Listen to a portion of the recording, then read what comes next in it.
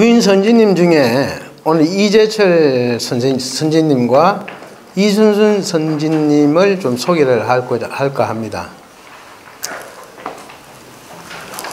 일산 이재철 선지님은 1891년에 태어나신 분인데 기도를 하신 기도 장소는 설레바이고 군서면 학정리 신촌에 계셨던 분입니다. 이분 집안은 원래 동학교도였어요. 그 아버님이 동학의 이 일대 동학 접주였습니다. 그래서 동학을 신도였다. 동학 신도였다는 것이고, 이분이 원래 한학을 한 6, 7년 정도 공부를 해서 한문에도 상당히 조예가 깊은 분입니다. 그런데 구인 제자 중에서 사실은 이재철 선생님이 가장 외모나 이런 게 잘났어요. 잘생겼어요. 구인 선생님 옛날에 이제 사진이 있었는데 사진이 없어서 아쉽는데 아주 얼굴이 잘생겼고, 아유, 네, 거기 있네요. 네, 얼굴 잘생겼어요. 지금 봐도 꽃미남이야. 그쵸? 잘생겼어요. 그 시대에 그 정도의 인물이면 진짜 잘생겨요. 네, 진짜 잘생긴 거예요. 그 대종사님하고 연세가 같아요.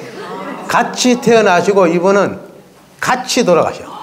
예, 같이 돌아가고 같이 나시고 같이 돌아가셔. 같은 해 돌아가셨어요. 예. 근데 이분의 그 신심이 얼마나 투철하신가 하면 그 당시에도 어디 이렇게 명주 두루마기 같은 거 입고 출장을 갔다가 오시면 대종사님을 만나잖아요. 그러면 그 흙바닥에 그냥 진흙인데도 명주 옷 버리더라도 그 오체 투지를 하셨다는 기록이 있어요. 그 정도로 대종사님에 대한 신심이 대단하셨던 분이다.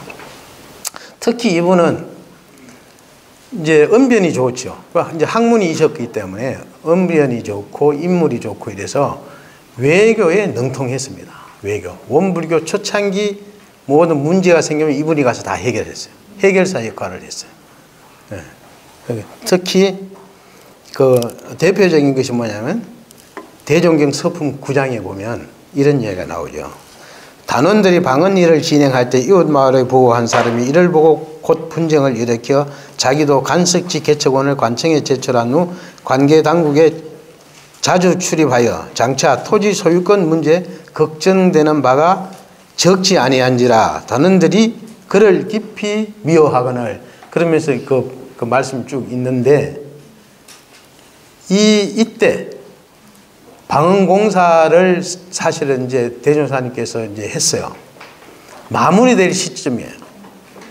그런데 그 당시는 왜 이런 분쟁이 일어나냐 하면 우리 지금 생각하면 분쟁이 일어날 일이 없잖아요.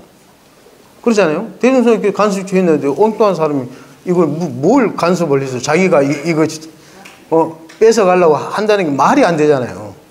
그런데 그 당시는 이게 말이 되는 게 왜 그러냐면 그때 당시는 간석지를 대부 신청이라는 것이 허가서가 있어요. 간척지를 원래 간척을 하려면 허가 신청서를 받고 간척을 해야 돼요.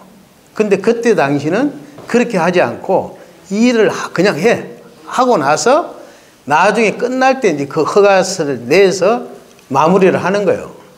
그런데 권력이 있다든지 일본 사람이나 이런 사람들은 사전에 허가를 받아가지고 했어요. 근데 이 사람은 천정리, 그러니까 삼산 김기천 종사님이 사는 천정리 사람인데 이 사람이 돈이 좀 있었죠. 그래서 방언공사를 하다가 나중에 돈이 부족합니다. 돈이 부족해서 이분에게 한 400원을 빌려서 해요. 그래서 삼사님이 빌려서 이렇게 충당을 해요. 그러한 빌미가 있어요. 그래서 이분이 관청에 그때만 하더라도 그 흰 말 있잖아요. 흰 말을 호마라고 그래요. 흰 말을 타고 군청에 막 드나들면서 그랬으니까 얼마나 위세가 당당히 있겠어요. 그러면서 이분이 자기가 먼저 대부 허가 신청서를 막 이렇게 내려고 그 문제를 일으켰던 거예요. 그때 이제 그 일사님이 가셔가지고 그 문제를 해결을 합니다. 그래서 큰 위기를 이제 모면하게 되는 거죠. 그리고 이제 또 어떤 일이 있었냐면, 조선일보에서 원불교를 사이비 종교로 매도한 일이 있습니다. 조선일보에서. 한 언론기관에서 불법연구회를 사이비 종교라고 매도한 일이 있었다. 교단 대표로 언론사를 찾아가서 이것이 사실무근임을 설명하고 불법연구회에 와서 정식으로 취재해 주기를 요청하여 다시 조선일보 신문에 나온 것이 불법연구회에 대한 찬양 내용이었다. 이런 내용이 있어요. 그게 뭐냐면, 그때 조선일보에서 익산에 와서 취재를 한 게 아닙니다. 조선일보에서 서울에 어느 교당, 그러니까 지부죠, 지부. 그때 당시에 그 교무들은 선을 하러 익산에 다 가고, 그때 있었던 사람 중에 박창기 선생이 있었어요. 근데 박창기 선생하고 그 대화를 대충 하고 그걸 엉뚱하게 막 써가지고 내버린 거예요, 조선일보에서. 그래가지고 그 내용이 완전 원불교를 이상한 사이비 종단 형식으로 그걸 언론에 낸 거예요. 그래가지고 원불교에서는 그때 그 불법 연구에서는 발칵했죠. 그래서 이것을 대표로 우리 일사님을 보내가지고 일사님께서 기업고 다 따져가지고 당신들 잘못했다는 사과해라. 그리고 정식으로 와서 취재를 해라. 그래서 그렇게 해서 언론사 상대로, 그 당시만 하더라도 일제시대 아닙니까? 일제시대인데 언론사 상대로 그렇게 그분들이 사과할 정도로 그것을 했다는 것은 엄청난 역할을 하신 것 같아요. 워낙 언변이 좋았던 것 같아요. 그래가지고 그 다음에 조선일보가 다시 익산 총부에 가서 다 그걸 합니다. 실질적으로 내용을 취재해가지고 아주 극찬을 한 거예요. 불법 연구에. 예, 아주 극찬을 해줍니다. 사실대로. 그렇게 해서 크게 드러내주죠. 예, 그러한 일을 할 때도 우리 일산선지님이 그 일을 하셨다 하는 거예요. 그리고 또 대종경 변이품 15장에 보면 이런 이야기가 있습니다. 귀하의 선생이 성인이라 하시니 사례간에 무엇이든지 다 알으십니까? 이렇게 질문하죠. 그러니까 다 제철에 말하기를 다 아시느니라. 비행기나 기차 제조하는 것도 아느냐? 그렇게 물으니까 그러한 기술 부분은 거기에 전문하는 사람이 안다. 대체라 하는 것은 그 근본을 이름이라. 무엇이든지 그 근본을 알면 가지와 잎은 다 그 가운데 있느니라. 이에 한 예를 말하면 한 지방의 장관이나 한 나라의 원수가 저 말단에 가서 한 석이나 기사의 아는 것을 다 알지 못할 수가 있으나 그 행정의 대체를 잘 알아서 각 부분을 순서 있게 지도한다면 그가 그 일을 알았다고 하겠는가 몰랐다고 하겠는가, 이 말씀을 하시죠. 정말 이 본문 내용 보면 명석하게 참 말씀을 참 답변을 잘하셨다, 그런 생각이 들죠. 지금 저희들이 생각하더라도 이 정도 답을 할 수 있을까? 어떤 사람이 나에게 이런 질문을 했을 때 내가 이렇게 저리 이렇게 답을 할 수 있을까? 저도 사실 지금도 장담할 수 없어요. 정말 잘하신 거예요. 그러니까 이것이 이제 대종 변이품 15장에 있는 말씀이고, 그리고 이제 대종사님과의 인연은 금강경 구입할 때 일사님께서 불갑사에 가서 금강경을 구해드립니다. 그 대종사님께서 꿈에 금강경을 현명을 하시고 이러이러한 책이 꿈에 보았는데 금강경을 어디서 구할 수 있겠느냐. 그래서 일사님이 그때 당시 불갑사에 가가지고, 그때 불갑사에는 금강경을 찍는 그 원적암이라는 데가 있었는데 거기서 그걸 실질적으로 찍어냈다고 그래요. 찍는 데가 있었어요. 그래가지고 그걸 이제 구해 올 수 있었고, 그 뒤에 지금 그 뒤로 김영두 교수님의 그 논문 발표에 의하면 대종사님께서 그 금강경 거기에 그 친필로 썼는 것도 나중에 발견을 했어요. 그래서 확실하게 거기서 불갑사에서 검광경을 구하셨다 하는 것을 우리가 알 수가 있습니다. 그리고 이제 대종사님 그 머리 깎는 것을 전담을 하셨다는 이야기도 있어요. 그 정도로 이제 가까우시니까 이제 머리를 다 깎아드렸겠죠. 그리고 우리 그 법인기도 때 할 말이 있으면 사무위원 그 지장 찍고 그럴 때 다짐을 받을 때 할 말 있으면 할 말 해라고 했을 때 일사님께서 부모님에 대한 걱정을 하시죠. 효성이 지겁겠다. 다른 것은 내 목숨 버리는 것은 뭐 아깝지 않는데 남아 계신 홀로 계신 어머님이 걱정되십니다 하니까 대종사님께서 그건 걱정 마라. 내가 알아서 다 해주겠다. 그런 말씀이 있죠. 그 정도로 이제 그 우리 일사님은 언변이 뛰어나시고 학문도 출중하시고 또 용모도 수려하시고 또 신심이 대종사님에 대한 신심이 지극했고 대종사님과 같은 해 나시고 같이 열반하시고 검광경을 구해드리시고 이런 깊은 인연이 있었던 어른이다 하는 것을 말씀드립니다. 실질적으로 지금 나중에 지금 서정원장, 지금 교정원장 직책까지 하셨어요. 그 당시에. 그리고 이제 이사님은 이순순. 왜 이순순이냐? 이분이 10월 10일 날에 대종신을 만났어요. 10월 10일. 근데 이 순자가 열흘순이에요. 열흘순. 그러니까 10월 10이니까 순이 두 개잖아요. 그 니는 순순이라 해라. 10월 10일 날 만났으니까 순순이다. 그 대종사님 보면 옛날에 보면 일지도 그러잖아요. 니는 오늘 하루 하고 갈 놈이다 하고 일지라고 했잖아요. 그러니까 대종사님 특별히 뭐 그 법명할 때 그런 게 아니라 그때 상황 와서 그냥 그 법명을 지으신 것 같아요. 순순이에요, 순순히. 이분은 이 기도는 촛대봉에서 이제 했다는 기록이 있습니다. 근데 우리 그 구인 선지님은 출가도 있고 제가도 있습니다. 그렇죠? 다 출가 아닙니다. 이순순 선생님은 제가입니다. 제가예요.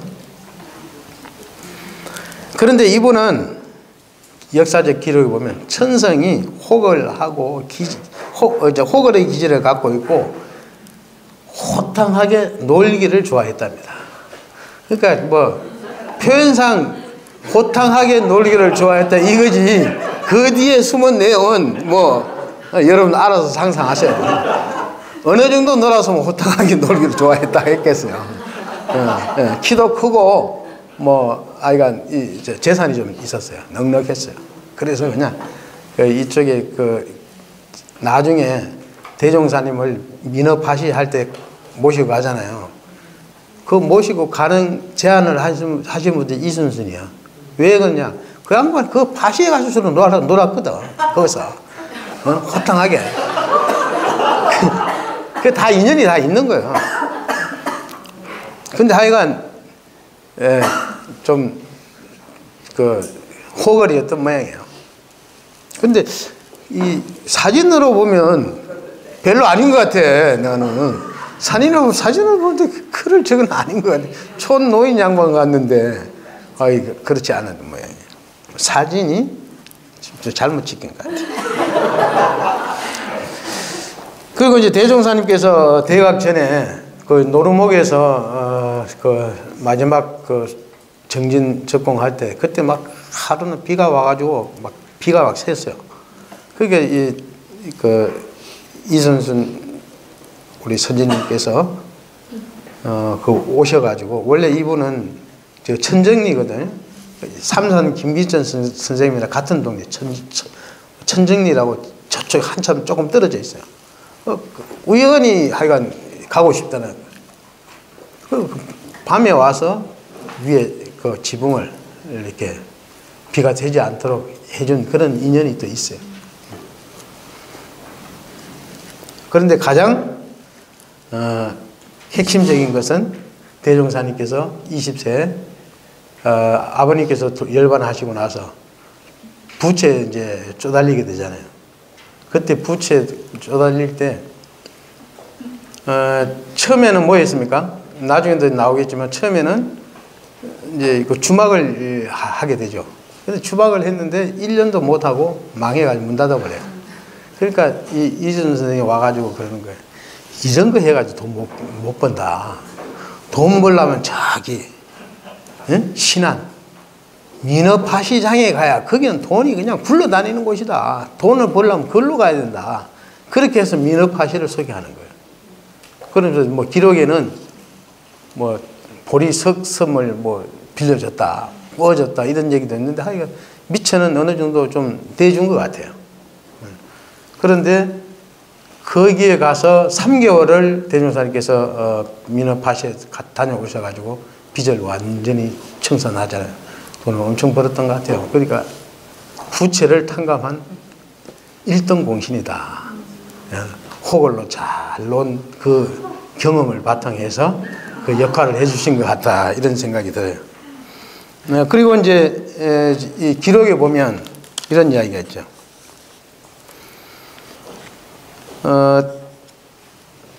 대종사 이순순에게 물으시기를 그대는 제가 공부를 어떻게 하는가? 순순히 사려기를 마음 안정하기를 주장하나이다. 또 물으시기를 어떤 방법으로 안정을 주장하는가? 순순히 사려기를 그저 안정하고자 할 따름이었고 특별한 방법은 알지 못하니다. 이렇게 이제 말씀하시니까 이제 대종사님께서 외정정, 내정정에 대한 법문 말씀을 해주십니다. 자, 이제 오늘 이제 마지막으로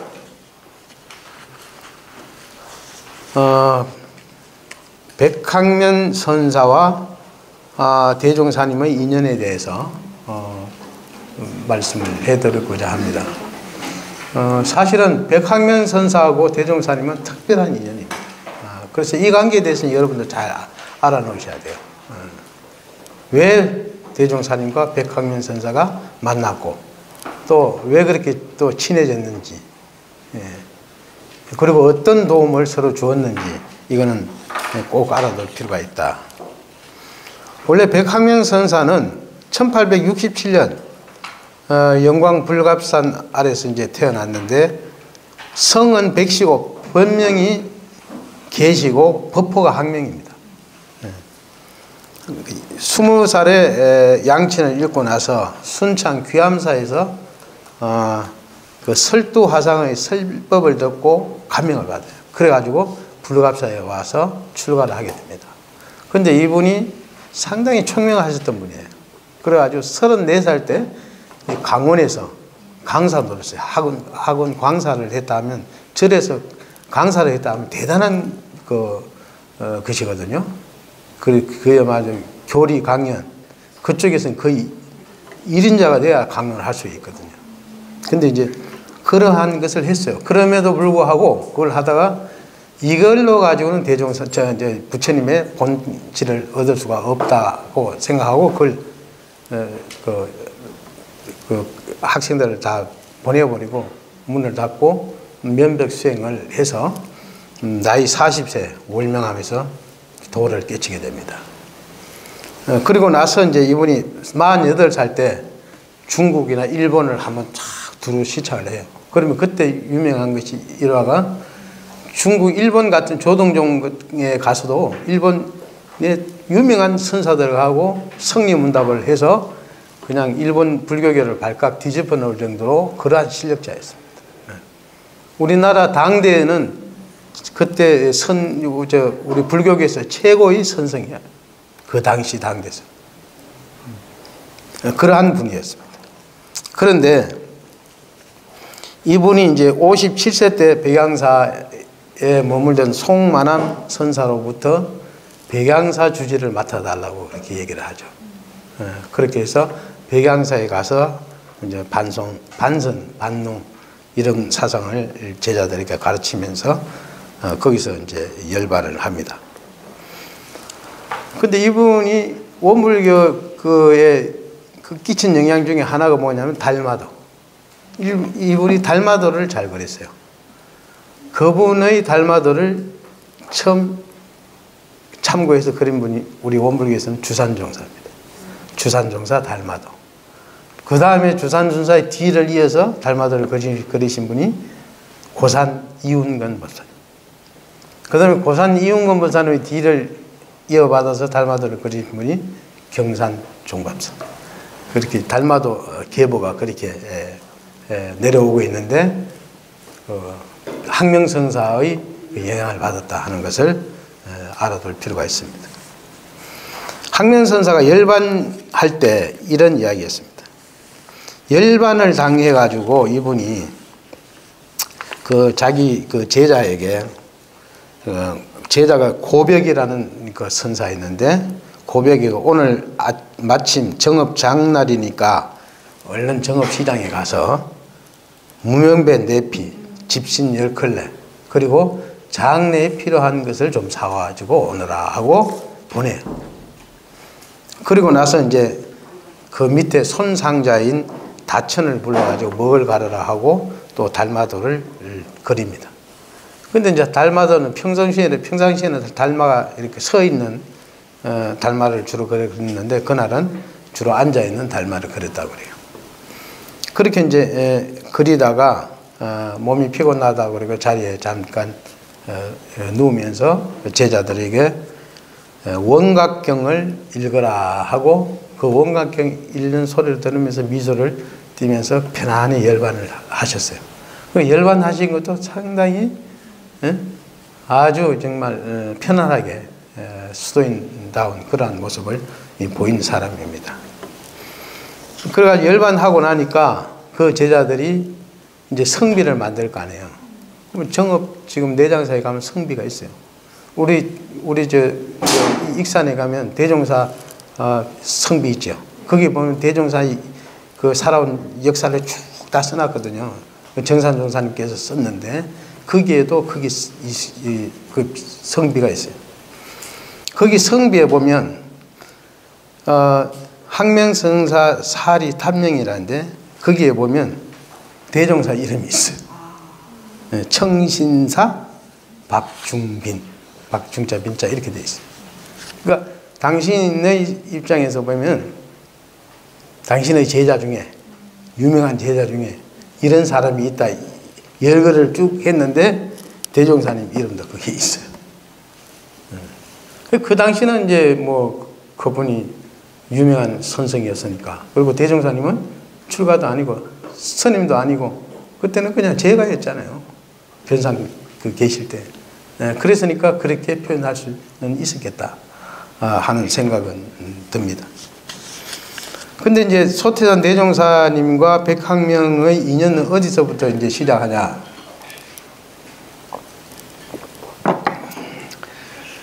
대종경 천도품 25장에 보면 대종사님께서 이렇게 말씀하셨어요. 내가 어느 날 아침 영광에서 부안 변산 쪽을 바라보니 후공중천의 맑은 기운이 어리어 있는지라 그 후 그곳에 가보았더니 월명암에 수도대중이 모여들어 선을 시작하였더라. 이때가 대종사님께서 방언공사를 마치고 방언공사 끝날 무렵입니다. 끝날 무렵에 부안 쪽을 보니까 아주 서기가 어렵더라. 그래서 한 4월경에 대종사님이 한번 미리 이렇게 가보시는 일이 있습니다. 그렇게 그러한 대종경에 인연이 있는데 대종사님께서 처음에 이제 월명암에 가게 되는 계기가 있어요.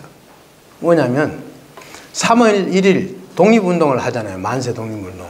만세 독립운동 하니까 전국에서 이제 독립운동을 하게 되죠. 그러니까 일제는 그 독립운동을 할 만한 사람들에 대한 아주 그 머리가 아주 곤두서 있던 시기입니다. 그런데 또 원불교는 불법연구회는 이 방언공사를 마치는 그 시간이에요. 3월달에 마치잖아요. 3월 26일 날에. 방언공사를 마치니까 이거 마친 것도 관심의 대상이 되는 거예요. 이 불법연구가 무슨 돈으로, 응? 박중빈이가 무슨 돈으로 저 3만 평 간척을 해서 저렇게 하냐. 그게 의심스러울 거 아니에요. 그 경찰서에서는. 그래서 그 좋지 않은 눈빛으로 이렇게 주시를 하고 있다. 그 끝났을 때 3.1 운동 끝나고 불러들인 거예요. 대통령이 그래가지고 경찰서 가서 열을 문초당하고 그런 거예요. 그러니까 아무 이유도 없어. 죄도 없지만 그때는 그 사람들을 봤을 때는 뭔가 좀 요즘 인물들 혹시 독립단체 운동이든지 뭔가 좀 사상이 불온하든지 그런 사람들이 아니냐고 한 거예요. 그래서 그때 거기서 나오셔가지고 월명암에 가신 거예요. 머리도 식힐 겸. 근데 이제 월명암에 딱 갔어요. 갔는데 여기서 이제 몇 가지 이제 일이 있는데 뭐냐면 그 월명암에 가서 이제 보니까 간판에 불여만법 위려자 시신마라는 글귀가 딱 붙어 있어요. 불여만법 위려자 시신마. 만법과 더불어 짝가는 것이 무엇인가 이런 뜻인데 딱 보는데 대종사님께서 저게 무슨 뜻이지 하고 딱 해석이 안 되는 거예요. 깨침이 없는 거예요. 순간 상당히 당황하셨다고 그래요. 내가 그동안에 도를 깨치고 나서 무엇든지 한 번에 걸리는 것이 없이 다 알았는데 그 문구를 보고 딱 해석이 팍 안 되는 거예요. 갑자기. 그래서 당신이 당황해서 차를 가져오시길래 차를 내는데 차를 한 잔 딱 이렇게 마시면서 곰곰이 생각하는데 그때 딱 해석이 딱 확연하게 딱 된 거예요. 그리고 그 다음에 보니까 만법기 일기하초라는 문구도 있어요. 그거 보니까 바로 해석이 되는 거예요. 그때 당신이 그렇게 생각했대요. 도 깨치고 너무 사업하고 막 이렇게 너무 바쁘게 오셨잖아요. 몇 년간 보면 뭐 처음에 저축조합 하죠. 저축조합에서 방공사 하죠. 방공사 법인 기도하죠. 보면요. 그 일정이 여러분 이 6박 7일 일정보다 더 빡빡해. 얼마나 대각하시고 그 변산까지 가는 과정을 보시면 얼마나 바빴는 거 몰라요. 심지어는 그날 방공사 끝났으면 좀 하루 쉬어야 될 거 아니에요. 그날 뭐 하시는 아세요? 그날 기도하러 가요. 그렇게 바쁘게 살았어요. 그러니까 그때 수양을 해야 되겠다. 잠시. 그러한 생각을 하셨다고 그래요. 그리고 이제 월명암에 가셔서 대종사님께서 모든 편의를 이 항면선사가 봐주죠. 그러니까 대종사님이 나중에 이제 처음에 그렇게 하셨다가 이제 이 방공사 끝나고 나면 바로 월명암에 정산종사님을 보냅니다. 백항면선사에게 상자로 보내요. 보내고 당신은 어디로 가냐면 모악산 금산사로 가셔요. 모악산 금산사로 가가지고 거기서 또 어떤 이적 이런 걸 해서 정상교 신자들이 그 대종사님에 대한 그런 신심을 바치도록 그런 걸 하게 됩니다. 그래가지고 나중에 당신이 이제 거기 가는데 가가지고 월명암에 며칠 계시다가 이제 손님이 찾아오고 하니까 그 나무절에 계속 오래 있기 어렵잖아요. 그래서 그 밑에 실상사 초당에 이제 자리를 만들게 되는데 그때도 항명스님이 그 집들을 주선을 다 해주신 거예요. 그래서 그 실상사에 그때 이제 스님이 한만허 스님이라고 있었는데 만허 스님, 만허 스님인데 대종사님보다는 35세 연상입니다. 그분은. 그리고 항명선사는 24살인가 많으시고 그러죠. 그래서 이제 거기 이제 그에서 맨 처음에 하는 것이 실상초당이라고 그걸 건축을 하게 되는 거예요. 그것은 그 실상사 옆에 배씨라는 사람이 그 집을 가지고 계시는데 그 초옥을 삽니다. 방 한 칸, 부엌 한 칸이에요. 그러니까 초가집이죠. 방 한 칸, 부엌 한 칸. 그런데 그게 너무 좁아서 나중에 방 한 칸을 금방 다시 이제 이어서 짓고, 그 뒤에 석두암을 또 져요. 그 실상초당이 요 밑에 있으면 그 뒤쪽에 지금은 그 석축만 쌓아놓은 것이 있습니다. 거기가 석두암 자리예요. 거기다가 또 집을 하나 짓죠. 그때도 항명선사가 많이 보조를 하게 됩니다. 그리고 그 석두암이 지어졌을 때 거기다 간판, 현판을 석두암이라고 써준 사람이 항명선사예요. 그래서 대종사님께서 그때부터 당신의 호를 뭐라고 하냐면 석두거사라고 이름을 불러요. 그때부터 석두거사라고 하는 걸로 보면, 서명을 할 때 보면 석두거사라고 합니다. 옛날에 저기 경주에 있는 불국사 방명록에도 보면 석두거사라고 쓰잖아요. 그래서 그때는 석두거사로 쓰셨다. 그것이 이제 그러한 인연이고. 근데 이 두 분이 같은 관심이 있었던 건 뭐냐면 반선반능이에요. 그동안에는 항상 불교에서는 선만 하고 화두만 들고 일은 하지 않고, 이것이 스님의 삶이었어요. 그래서 이러한 그 수도는 되지 않는다. 낮에는 일하고 밤에는 공부하고 생활 속에서 수도하고, 수도가 곧 생활해야 되고, 이러한 것을 지향해야 된다는 생각에 대종사님하고 항명선사가 둘이 똑같았어요. 그래서 이게 상당히 교류가 활발히 이루어지는 겁니다. 그래서 보면 항명선사 그 사리탑명에 보면 항명선사 사리탑명병서라고 되어 있는데, 거기에 보면 어떤 내용이 있냐면, 호미를 잡으면서 조사들의 화두를 들었고, 꼴짜기를 경작하면서 수고, 암소의 화두를 길들였으니, 이렇게 한 표현이 있어요. 이것이 항명선사 그 탑명병서에 이렇게 적혀 있고, 대종사님은 무시선법에서 괭이를 든 농부도 선을 할 수 있고, 마치를 든 공장도 선을 할 수 있고, 주판을 든 점원도 선을 할 수가 있고, 정사를 잡은 관리도 선을 할 수 있으며, 내왕하면서도 선을 할 수 있고, 집에서도 선을 할 수가 있나니 어찌 구차히 처소를 택하며 동정을 말하려. 무시선법에 말씀해 놨거든요. 사실은 표현만 다르지 같은 말씀. 그리고 이제 우리 대종경 성리품에 보면 성리문답도 많이 기록이 되어 있죠. 성리문답 뭐 우리 잘 아는 것은 생략하고, 거기서 이제 그때 당시 항명선사는 대종사님께서 도를 깨치신 것은 인정하신 것 같아요. 그런데 산속에 와서 이렇게 파묻혀 있는 것에서 상당히 안타까워 하셨어요. 볼 때. 항명선사는 대종사님이 그렇게 그 실사사에 그 조그만 초가집에 기거하고 있는 것이 너무 안타까워 하신 거예요. 안쓰럽게 보인 거죠. 근데 대종사님은 그때 어떤 심정이었냐. 대종사님 그런 심정이 아니었어요. 대종사님은 준비기였어. 그 준비기는 고기를 잡는 데 있어서 거물을 짜는 기간이었단 말이에요. 이 전혀 달라, 입장이 달라요. 대종사님은 뭐 편안하게 거물을 준비하고 있기 때문에 마음이 조급하지 않았어요. 그런데 항명선사 입장에서 볼 때는 너무 안타까운 거예요. 그래서 그분이 시를 써보내는 거죠. 투천산절정이요 귀해 수성파로다. 부각해신노하여 석두어적과로다. 하늘을 뚫는 높은 산이요 바다에 돌아가며 물이 물결을 이루도다.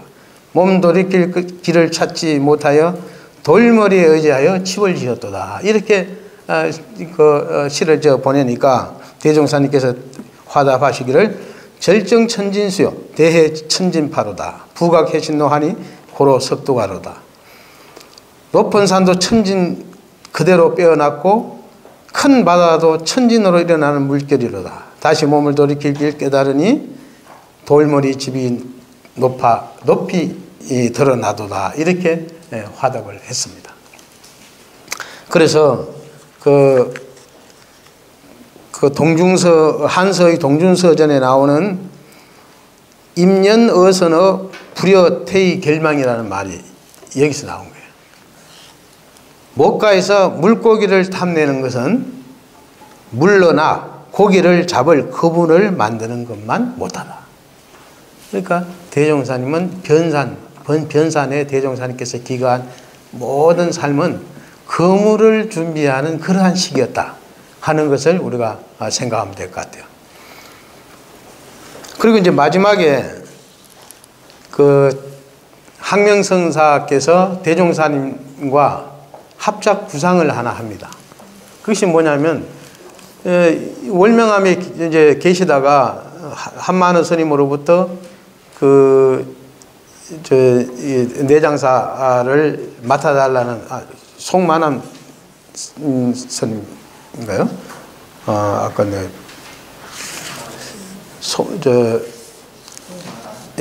송만함으로부터 이제 부탁을 받고 거기 이제 가는데 거기서 이제 대종사님께 제안을 합니다.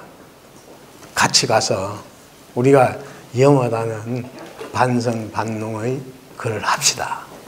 그러면서 거기에 보면 사업구상을 그 불법연구의 창건사에 보면 이렇게 되어 있어요. 원적암은 선생의 주초로 정하고 고뇌장에는 선언 및 강운을 설립하여 학인과 선객을 양성하고 그 학인과 선객으로 하여금 선생님이 말씀하여 주신 주작 야선 영육상전을 장려하여 월조암 전면에다 호수도 막아 저수지를 만들고 그 밑의 풀밭에다가는 논을 만들면 그건 백여두락이 될 것이며 내장사 부근 산판에는 감나무, 밤나무 몇만 주를 심어 후일 인재양성의 기금을 삼고 현재 시중 도조와 현재 수입되는 감나무에서 남는 것이 적지 않고 불공시주 등을 합해보면 우선 몇십 명의 선언 양식은 될 것이니 그대로 사용하고 그 후에는 선생이 만들어 놓으신 영광, 기록리, 간척지, 방언답이 완전하게 되면 근 200여석이 되겠다 하니 이런 내용이 쭉 나와요. 그러니까 두 분이 함께 내장사에 가서 우리가 그동안에 생각했던 것을 실현을 해보자 하고 제의를 합니다. 그런데 사실은 대종사님께서는 그게 가능하리라고 생각하지 않으신 것 같아요. 왜냐하면 행적을 보면 그래요. 그럼 그때 그 대종사님이 정산종사님이나 김광선 선생님이나 오창근 선생님을 미리 5명을 보냅니다. 미리 보내서 거기 한번 상황을 둘러보라고 하고 당신은 서울 같은 데를 서울 전주 이런 데를 다니면서 회상 창립 준비를 하고 계세요. 그러다 마지막에 당신하고 전원관 선생님하고 거기 가봐요. 가니까 예상했던 대로 안 되는 거예요. 왜냐하면 스님들이 다 반대하죠. 대종사님 누군지도 모르는데 제가를 데려와가지고 한 사람을 데려와가지고 제가 처사를 데려와가지고 그 사람하고 같이 큰 사업을 하겠다. 그러니까 스님들이 당연히 반대하죠. 내라도 반대하죠. 그래서 당연히 안 된 거예요. 그래서 그냥 그렇게 알고 이미 그때 그 불법연구회 원기 9년도잖아요. 그 같은 해예요. 창립 준비를 바로 나가서 바로 하셔요. 그러한 그래도 백학년 선사하고는 대종사님과 그런 깊은 인연이 있었고 또 두 분이 더 친했던 것은 아까 처음에 제가 말씀드렸잖아요. 불교계에서 백학년 선사는 그때 선성으로 제1인자예요. 그리고 성리문답으로 제1인자예요. 그 1인자가 누가 대화할 사람이 없었어요. 대종사님과 서로 대화가 됐어요. 그렇기 때문에 더 깊게 나이 차이를 떠나서 24살 차이면 얼마나 차이가 많아요. 그런데 보면 항상 선생님으로 하고 대우를 하면서 깊이 사겠다 하는 말씀을 오늘 마치겠습니다. 수고하셨습니다. 감사합니다.